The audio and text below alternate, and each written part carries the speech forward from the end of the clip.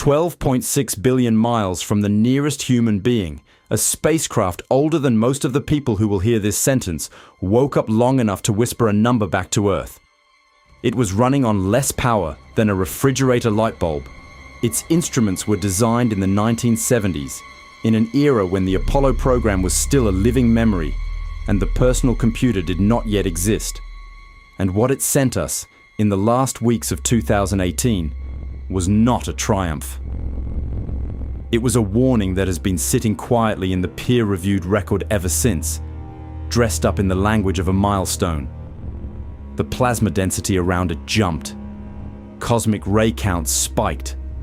The wall between our solar system and everything outside it turned out to be sharper, thinner, and more fragile than any model predicted. The press release called this a historic crossing. The data, if you actually read it, called it something else. It called it exposure. Now, before we go any further, let me say something plainly. I want you to look up from wherever you are watching this tonight, from whatever city, whatever apartment, whatever quiet corner of the world, and I want you to remember something we tend to forget. Every single thing above you, the moon, the planets, the stars, the entire arrangement of light and dark that we call the night sky, is happening inside a bubble. It is not a metaphorical bubble. It is a physical, measurable, three-dimensional shell of charged particles. And Voyager 2, after 4 decades of silence and slow travel, has finally reached the edge of that bubble and told us how thin the wall really is. That is not the story you were sold. And that is exactly why we need to talk about it. Not with panic, not with conspiracy, with the actual numbers. Read carefully.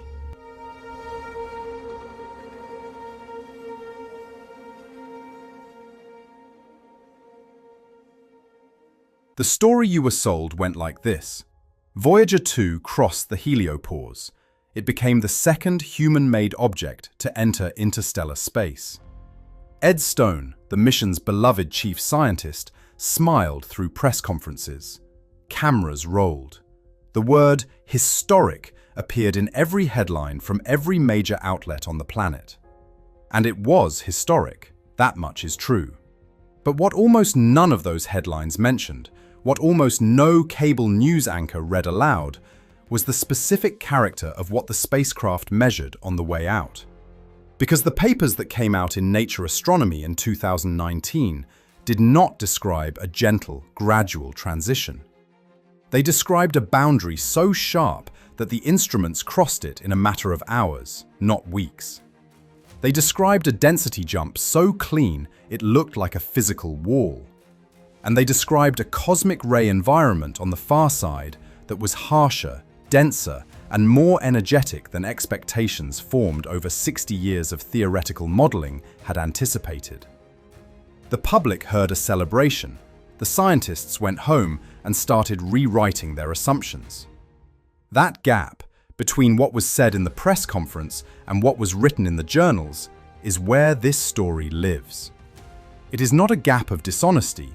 It is a gap of emphasis. And in science communication, emphasis is everything.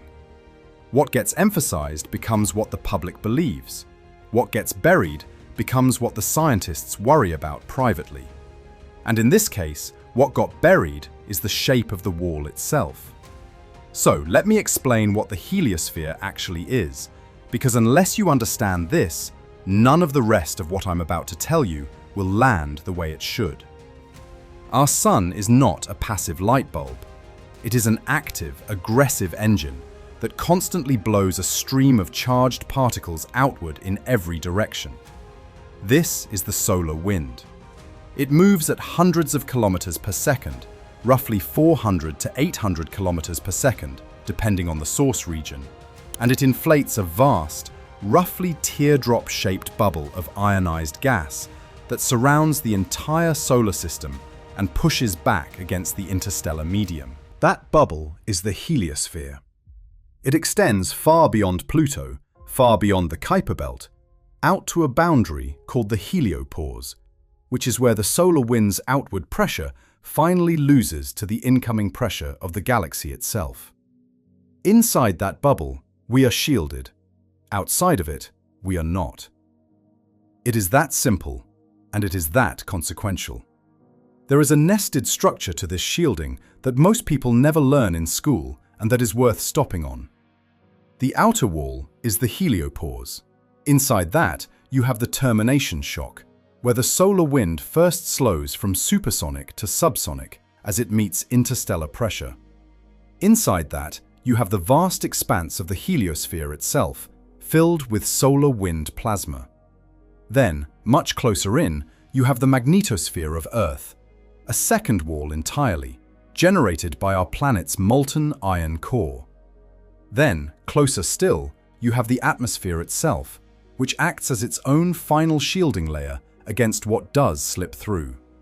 4 layers, each one thinner than the last, each one doing part of the job of keeping the galaxy off your skin.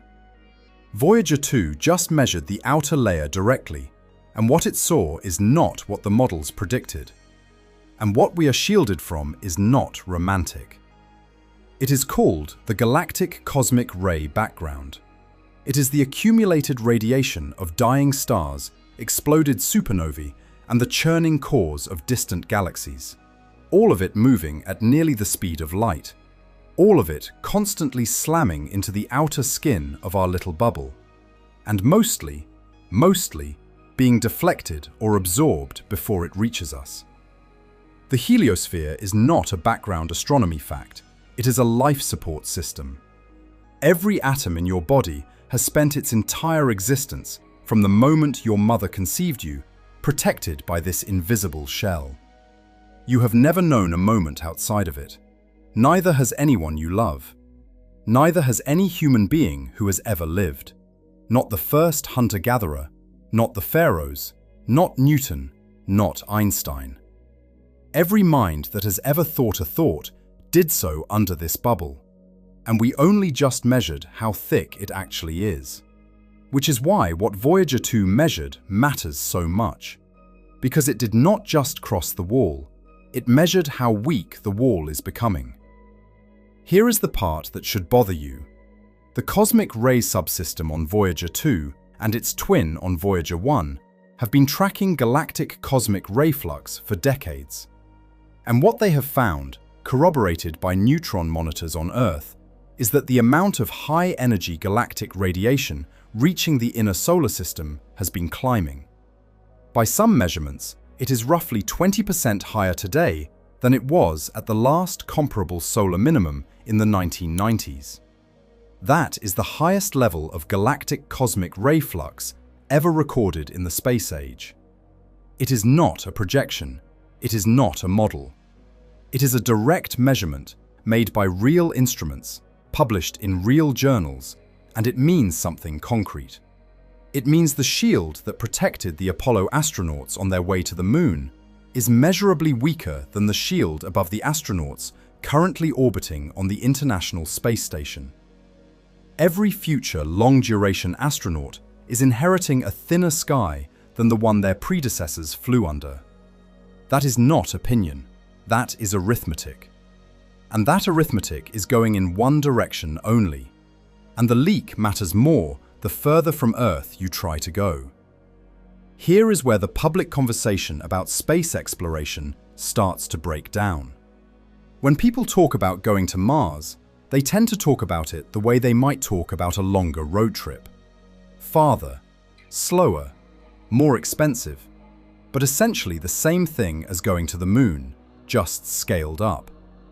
That intuition is wrong, and it is wrong in a way that scale rupture makes obvious the moment you look at the actual radiation numbers. Because the moment you leave low Earth orbit, you exit the magnetosphere, which is Earth's own personal magnetic shield inside the larger heliospheric shield.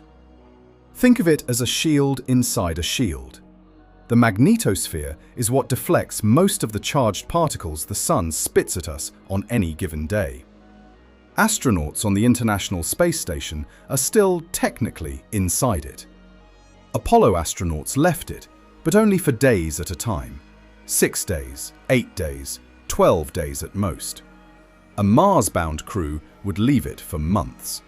6 months out, somewhere between 18 and 30 months of total mission time depending on the trajectory and surface stay. And the data we have from the RAD instrument on the Curiosity rover, which measured the radiation environment during its own transit to Mars in 2011 and 2012, is not reassuring. It recorded a cruise phase dose equivalent of roughly 660 millisieverts for the transit alone, before a single boot touches Martian soil. Let me translate that number. An astronaut on the International Space Station accumulates around 150 millisieverts over a 6-month stay. A round-trip Mars transit, based on Curiosity's numbers, would deliver somewhere between 600 and 1,000 millisieverts to the crew before surface time, before return, before anything else. That is 4 to 7 times the ISS baseline, delivered without the protective embrace of Earth's magnetic field, and delivered continuously, every second of every day, for the entire cruise.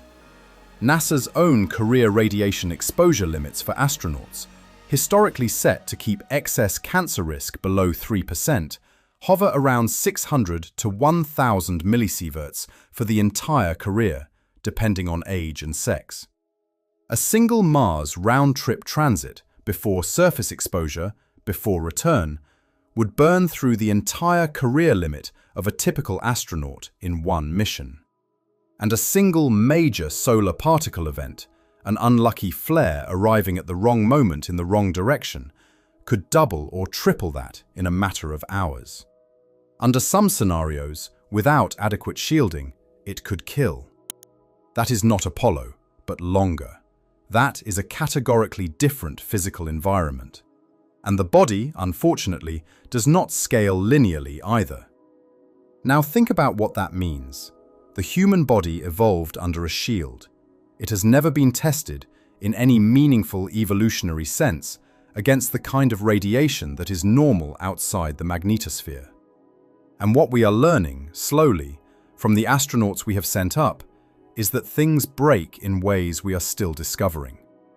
The NASA Twin study, published in Science in 2019, compared astronaut Scott Kelly, after a year on the International Space Station, to his identical twin brother Mark, who stayed on the ground.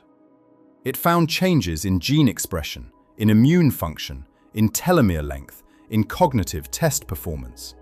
Some of it reversed on return, some of it did not. And crucially, Scott Kelly was still inside the magnetosphere the entire time. He was flying under the same weakening shield the rest of us live under. He was not exposed to what a Mars transit crew would face. Whatever the twins study measured, whatever the persistent cognitive effects Mark's brother showed months after landing, that is the mild version. That is what happens with the shield on. For the shield off version, we have to turn to studies done at places like Brookhaven National Laboratory, where researchers use particle accelerators to simulate galactic cosmic ray exposure in rodents. What they have found is unsettling. Rodents exposed to Mars transit equivalent doses of simulated cosmic rays show measurable, persistent cognitive impairment. They call it space fog, informally. Impaired decision-making, reduced spatial memory, changes in the structure of neurons themselves as high-energy particles carve microscopic tracks through brain tissue. These are not slow, statistical, decades-later cancer risks. These are functional changes arriving during the mission, which is a different problem entirely. A cancer risk 20 years after the flight is a risk the astronaut accepts. A cognitive impairment in month 4 of a 9-month cruise, with an emergency to solve and no way to turn back, is a mission-ending problem. On top of that, we have decades of Apollo veteran data showing elevated cardiovascular disease rates compared to their non-flying counterparts. Studies published in scientific reports have suggested that Apollo lunar astronauts died from cardiovascular disease at rates several times higher than astronauts who never left low Earth orbit. The sample size is small, the statistical debate is ongoing, but the signal is real enough that it changed how radiation biologists think about long-duration exposure. We have long-duration ISS astronaut data showing persistent vision changes from what is called SANS, Spaceflight-Associated Neuroocular Syndrome, in which the shape of the eyeball itself begins to deform, fluid pressures shift, and the optic disc swells. Some astronauts have returned from 6-month missions with permanent changes to their vision. Some have not. Cosmic rays are not an abstract statistical hazard. They are microscopic bullets tearing single tracks through neurons, one at a time, for months. Every night in a Mars-bound spacecraft, a crew member trying to sleep would have several of these tracks etched through their brain tissue. Not metaphorically, physically. The tracks are visible in post-mortem tissue samples of animal subjects. You cannot see them while they happen, you cannot feel them, but they add up. Think about it in bodily terms for a moment.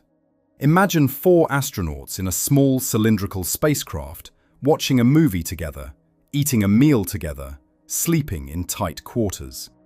Now imagine that the very air around them, the walls, the floor, their own bodies, are being pierced constantly by invisible particles moving at nearly the speed of light. Some pass through harmlessly, some do not. Some carve their way through a strand of DNA or a synapse or the tissue of a heart wall.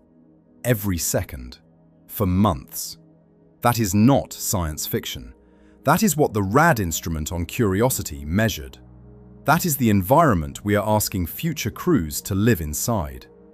I am not saying astronauts are doomed. I am not saying exploration should stop. I am saying the biology has a ceiling, and we have not engineered around that ceiling yet, and pretending we have is not a plan. It is a slogan, and engineering around it turns out to be harder than the brochures suggest. Effective shielding against galactic cosmic rays is a genuinely brutal physics problem. You cannot just wrap a spacecraft in a little extra aluminium, because when high-energy cosmic rays strike thin metal shielding, they can actually produce secondary particle showers that are worse than the original radiation. This is called the spallation problem, and it is one of the reasons why intuitive shielding strategies fail. What you need is mass. Real, deep, water-equivalent mass. Hydrogen-rich materials work best because hydrogen nuclei are efficient at absorbing energy from incoming particles without producing dangerous secondaries. The rough working figures used by radiation physicists suggest something on the order of 20 to 30 grams per square centimeter of water-equivalent shielding to meaningfully attenuate galactic cosmic ray exposure over long missions. Translated into engineering reality, that means a shell of water or polyethylene weighing hundreds of tons wrapped around every occupied module. And current propulsion cannot lift that. Not SLS. Not Starship in any near-term configuration. And no proposed near-term propulsion system closes the gap. There are more exotic options being researched. Active magnetic shielding, plasma shields, superconducting deflector, concepts of the kind studied at institutions like CERN and by European contractors such as RUAG. But they are lab scale. They are proof of concept. They are not mission-ready hardware. And every kilogram of any shielding you do bring is a kilogram not spent on food, on fuel, on return capacity, on the mission itself. This is not a future engineering challenge that some clever teenager in a garage will solve in 12 years. This is a present physical constraint that the public timeline pretends does not exist. Apollo crews spent days in cislunar space. A Mars crew spends 6 to 9 months in the same or worse environment, one way. The difference is not degree. The difference is category. So why do the timelines keep saying 2035? Why do we keep hearing the confident, forward-leaning language of crewed Mars missions arriving in the next decade? Read the internal documents. Read the NASA Human Research Program's own risk registers. Read the peer-reviewed papers by researchers at Johnson Space Center and Langley. and then compare that language to what agencies and contractors say in front of cameras. The gap is real. Manageable replaces unsolved. Acceptable risk replaces lifetime dose exceeded. Path forward replaces no known shielding solution at required mass. Optimization replaces we do not have the physics for this yet. This is not because anyone is lying. I want to be careful here. This is not a conspiracy. This is a system in which optimistic framing is professionally rewarded and cautious framing is professionally punished. Congressional funding cycles reward confident milestones. Commercial space marketing rewards bold timelines. Journalists reward officials who give quotable, forward-leaning statements. And so, the softer version of the story becomes the version the public hears. And the harder version stays inside the risk registers. The result is that the public forms opinions about interplanetary exploration based on the softened story. And then, when the harder version arrives, it arrives as unexpected setbacks, delays, cancellations, quiet program restructurings. It is not unexpected. It is exactly what the physics said all along. It is exactly what the human research program flagged years earlier. It is exactly what Voyager 2 confirmed from 12 billion miles away. Look at the Artemis program as a case study. The initial timeline had humans back on the moon by 2024. That target slipped to 2025, then 2026, then 2027. Each slip was announced as a schedule adjustment, a technical delay, a supply chain issue. Almost none of the public commentary connected these delays to the underlying physical difficulty of long-duration, deep space human presence. The moon is easier than Mars by orders of magnitude, and even the moon keeps sliding. What does that suggest about a Mars timeline of 2035?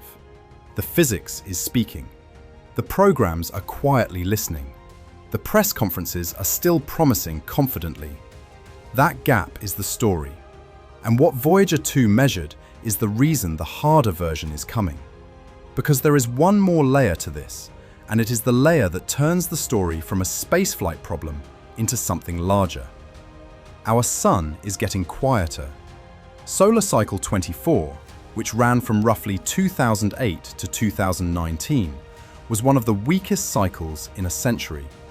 Solar cycle 25, currently underway, is stronger than 24, but still historically modest. Some solar physicists have raised the possibility that we may be entering a prolonged period of reduced solar activity. Something loosely analogous, though not identical, to the Maunder minimum of the 17th century. That period, during which sunspots nearly disappeared for decades, coincided with what climate historians call the Little Ice Age. And here is what almost no one connects. A weaker sun means a weaker solar wind, which means a smaller, less pressurized heliosphere, which means more galactic cosmic radiation leaking into the inner solar system. Neutron monitor stations around the world have already recorded record-breaking galactic cosmic ray flux during recent solar minima. The trend is not theoretical, it is measured. Now, I want to be honest about the uncertainty here. Not every solar physicist agrees that we are entering a grand minimum. Some models suggest cycle 26 will rebound, others suggest continued weakness. The record is mixed. But even the more optimistic interpretations still show a heliosphere under lower pressure than the 20th century average, and a galactic cosmic ray environment that is measurably harsher than what Apollo flew through. Even the lower-end interpretation remains serious. That is important. The warning does not require the worst case. The warning holds under the median case. So this is not just a Mars crew problem. This is a long-term human exposure problem. It affects lunar base planning. It affects satellite hardening, because more energetic cosmic rays cause more single-event upsets in electronics. It affects avionics on high-altitude commercial aircraft. It affects the polar routes airline pilots fly, where cosmic ray exposure is already highest, and where the airline industry has been quietly monitoring crew doses for years. It affects the electronics we depend on in every increasingly automated system on the surface of Earth. Every industry that has quietly assumed a stable, benevolent, unchanging heliosphere is operating on an assumption that Voyager 2 has now directly measured to be more fragile than we thought. Which brings us back to what Voyager 2 was really telling us. Because now, with all of this in view, the meaning of that spacecraft's crossing changes. It was not simply a milestone of exploration. It was the first direct physical measurement from outside the wall of how thin, dynamic, and diminishable the only thing protecting biological life in this solar system actually is. The density jump you heard about in passing on the news, that sharp boundary, was a wall so thin the instruments crossed it in hours. The leak we've been measuring at Earth is not an anomaly, it is a trend, and it is accelerating as the sun quiets down. The biology wall in the Mars planning documents is not a solvable engineering variable, it is the current ceiling of the human envelope. And the softened press release voice that surrounds all of it is precisely the reason the public is not emotionally prepared for what the next 20 years of honest space policy will actually require. I want to be fair here one more time. I am not saying we should not go to Mars. I am not saying exploration is futile. I am not saying scientists are hiding the truth or that engineers are incompetent, or that any of the extraordinary work being done at NASA, at ESA, at private companies, at universities is worthless. It is the opposite. The work is precious. The engineers and scientists working on these problems are among the most talented human beings alive. What I am saying is that honest engineering starts with honest measurements. And Voyager 2, this ancient spacecraft that was supposed to be a mission to the outer planets, ended up doing something none of its designers imagined in 1977 when they bolted its instruments together. It looked back at us. It measured the size of the room we have been living in. And the room turns out to be smaller, thinner walled, and more subject to the weather of the galaxy outside it than any of us wanted to believe. Think about the strangeness of that for a moment. Sit with it. A spacecraft designed for a 4-year primary mission to Jupiter and Saturn has been operating for nearly half a century, quietly outliving its designers, its assumptions, and the entire political era that built it. It is now so far away that a radio signal traveling at the speed of light takes more than 19 hours to reach it, one way. Its onboard computer has less memory than a modern greeting card. Its power source, a plutonium-238 thermoelectric generator, is decaying on schedule and will fall below usable power sometime around the mid-2030s. One by one, its instruments are being shut down to conserve energy. And in that dying, whispering final phase of its life, it has delivered the most important measurement of its entire mission. Not a photograph, not a flyby image, a number, a density number, a cosmic ray number. A boundary sharper than we predicted, in a bubble thinner than we hoped, at the edge of a solar system we thought we understood better than we do. The Voyagers will keep whispering for a few more years. Their plutonium power sources are fading. One by one, their instruments are being turned off. By the mid-2030s, they will go silent, still traveling, still coasting outward, but no longer speaking. They will drift through interstellar space essentially forever, outlasting every human structure ever built, outlasting probably every human being alive today, still carrying their gold-plated records with greetings in 55 languages, still moving through a galaxy that neither notices nor cares. And when that day of final silence comes, the last thing they will have told us will be a number. Those numbers are not comforting, but they are true. And truth, in the end, is where any real plan has to begin. Not the milestone story, not the anniversary framing, not the confident timeline, the measurement itself. Somewhere past the heliopause, in the cold silence between the stars, a spacecraft older than most of us is still faintly whispering back what it found on the other side of the wall. What it found is that the wall is real, the wall is thin, and the wall is not permanent. We are living inside a shelter we did not build and did not appreciate. And now, for the first time in human history, we have measured it. What we do with that measurement is the question the next generation of scientists, engineers, and citizens will have to answer. But we cannot answer it honestly if we keep telling ourselves the softer version. We cannot plan for Mars, for the Moon, for deep space futures of any kind without first acknowledging what Voyager 2 actually saw. It saw the ceiling of the room, and it saw that the ceiling is closer than we thought.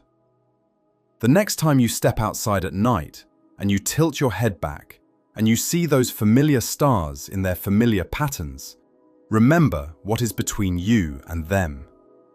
Remember the wall, not the atmosphere alone, not the magnetosphere alone. Remember the whole nested structure of shielding that has kept you alive, kept your species alive, kept every act of thought and love and creation possible for as long as any of it has existed. Remember that a small, dying spacecraft has now told us how thin that wall really is. Remember that we have spent our entire evolutionary history under it. And remember that no plan for our future in space, no plan for our future on this fragile, pale blue dot itself, is honest until it starts with that measurement. That is what Voyager 2 confirmed. That is what almost no one wanted to say out loud. And that is the story, finally, that the data has been trying to tell us since the last days of 2018. The signal came back. The number was worse than we expected. And the only responsible response is to stop softening it and start planning around what it actually said.